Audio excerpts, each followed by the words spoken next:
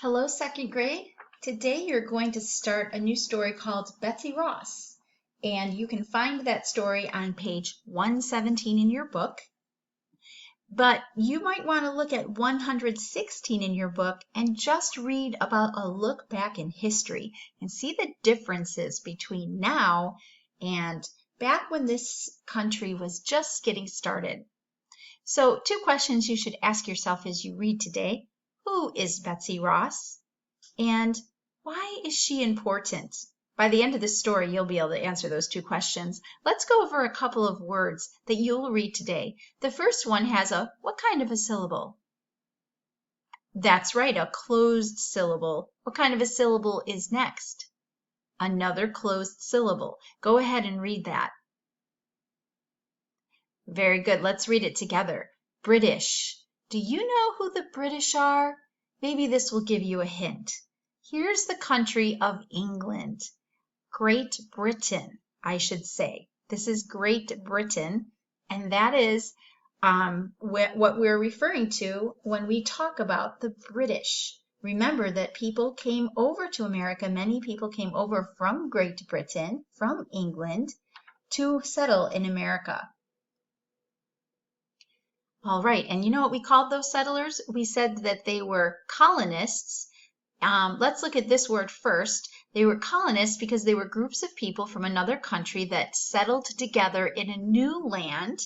And so what does this say? We would call them being part of a what? What does that say?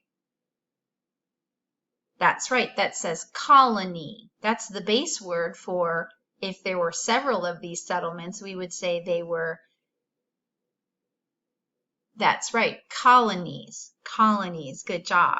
Groups of people who settle, in this case, from Great Britain in the New World, those groups of people would be called colonies. Those groups would be called colonies.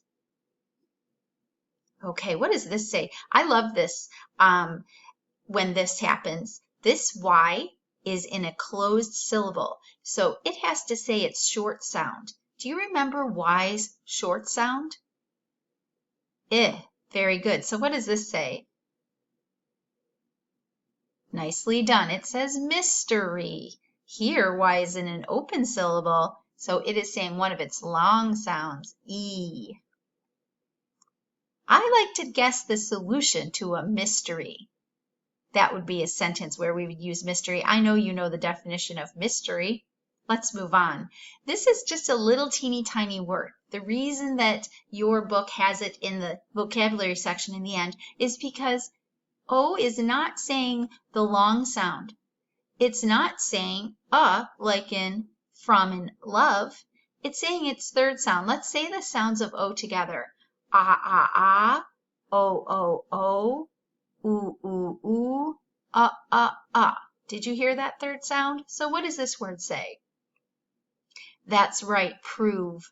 Very well done. And then I highlighted this E here because we know that this E is not here to be magic and reach over and make this say O. This E is here because English words don't end in V. So we always put this silent E next to them so that they don't have to end in V. Prove. Okay, now this word can be pronounced differently depending on what it means in a sentence. I have split it up for this sentence, so it's a closed, or I'm sorry, for its meaning that you're going to read in your book. It's closed, and then we have bossy R, so go ahead and read that. That's right, records, records. We could split it right here and have this open syllable between the E and the C, and it would say records. Like Mrs. Heath records videos for English class almost every day. I bet your teachers are recording for you, or your teacher. Okay, let's move on and say what it means when we say records. Maybe I should go back. I got going with records. I won't go back. But when the word says records, it means this. It means something that is set down in writing. So scholars can look back into writing, into the records, and see historical facts. So That concludes the words for this story so that you can get into reading this story. I want to say thank you for your kind attention listening through these words. I hope you enjoy this story about Betsy Ross. I want to say that you should now look at reading 2C and even reading 2D. And I think you should look through those because we only have a few more weeks of school. Let me know, what would you like to read? We won't be able to read all of the rest of the stories, but you did very well this year. And I just want to know which of the last few stories from those books that you would like to read.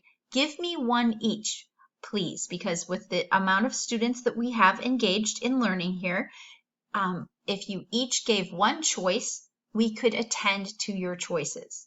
So please do that. You may put that in the comments, or Mom can email me or text me your choice. Look through. And then in addition to that, just if you see one that you really like, just read it. Pretend it's a library book and just read it. You are able to read any of those stories that you find. All right, and so enjoy your day. Thank you for your kind attention, and I will talk to you soon. Bye-bye.